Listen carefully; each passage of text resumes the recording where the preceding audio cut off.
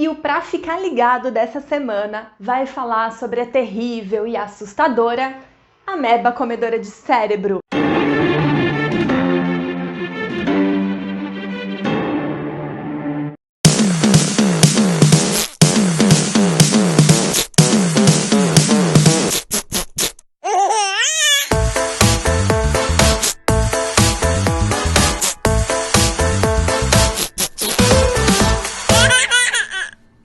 A gente assusta, o nome tem um tom devastador, mas calma, vamos tranquilizar o coração aí, que a princípio não é para chegar na gente, vamos torcer para que não chegue, né?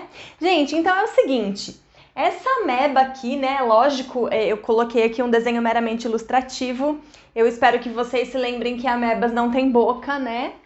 Só pra gente contextualizar aí com a biologia, a ameba ela é um protozoário. O protozoário é um indivíduo unicelular que pode ser parasita ou de vida livre. Então ele vive parasitando outros organismos ou ele vive livremente no ambiente.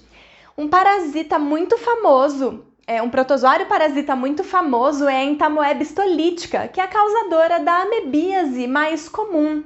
A amebíase, os dados dizem que elas infectam de 40 a 50 milhões de pessoas por ano e aproximadamente 100 mil dessas pessoas acabam morrendo.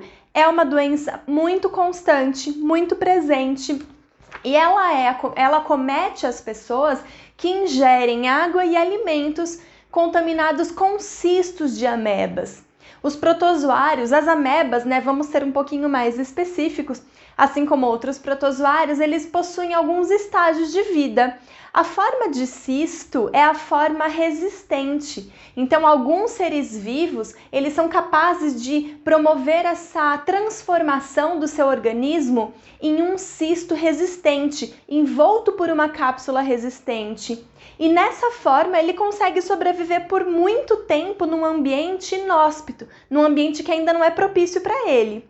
Esses cistos, quando for um protozoário, no caso de uma ameba parasita, quando ele chega dentro do seu hospedeiro, ele libera o segundo tipo, a sua segunda forma de vida, que é um trofozoíta. Esse carinha é o responsável pela infecção. E aí ele cresce e vira um indivíduo adulto. No caso das amebas, elas fazem parte de um grupo de protozoários que são os protozoários sarcodinas ou risópodes. E o que significa isso? São caras que são capazes de se locomover e também se alimentar, projetando expansões do seu citoplasma, que são conhecidas como pseudópodos.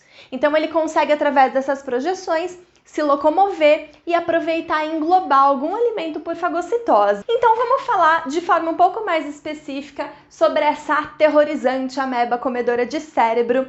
O nome científico dela é Naegleria fowleri.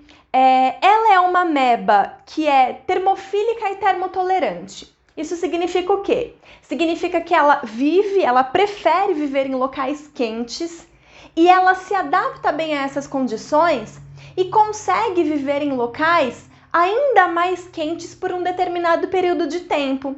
Onde que a gente consegue encontrar esse tipo de ameba? Ela vive em lagos, ou em rio, ou em lagoa, que tem uma temperatura um pouco mais elevada. E ela pode, inclusive, ser encontrada em piscina aquecida, desde que essa piscina não esteja sendo tratada adequadamente com cloro. Pesquisas disseram que a gente também consegue encontrar esse protozoário em poeira hospitalar, filtro de aparelho de ar-condicionado e até garrafa de água mineral. Esses indivíduos, eles podem ser encontrados livremente no ambiente. E quando eles não estão parasitando, eles se alimentam de bactérias que estão no sedimento ali do próprio local onde ele está vivendo, através da emissão dos pseudópodos, como a gente falou anteriormente. Mas quando ela encontra um ser humano, ela corre lá para parasitar e viver no seu sistema nervoso central. Ela faz o ciclo monoxênico, ou seja, ela tem um único hospedeiro, não precisa de um hospedeiro intermediário. E como que acontece a infecção? Quando uma pessoa está na água, nessa água quente, cheia de amebas, essa ameba ela consegue penetrar pela cavidade nasal. a forma dela penetrar no corpo humano ela é bem restrita, porque através da cavidade nasal ela sobe pelo bulbo olfatório e chega nos nervos olfatórios, e a partir daí ela consegue atingir o sistema nervoso central. E ela migra até a membrana aracnoide que compõe a meninge. Vamos lá, a meninge é uma estrutura que envolve o nosso cérebro e ela é na realidade composta por 3 membranas. A membrana mais pertinho do crânio é a dura mater, a membrana intermediária é a aracnoide e a membrana mais encostada no cérebro é a pia mater. Então ela vai passando pelos neurônios até atingir a aracnoide. Quando ela chega na aracnoide, ela se instala. Uma das manifestações do sistema imunológico é promover a inflamação dessa região. E essa inflamação, dentre outras consequências, pode dar bastante dor de cabeça. Quando ela chega e se instala no sistema nervoso central, ela causa a meningocefalite amebiana primária. E essa doença, ela é hemorrágica e necrosante.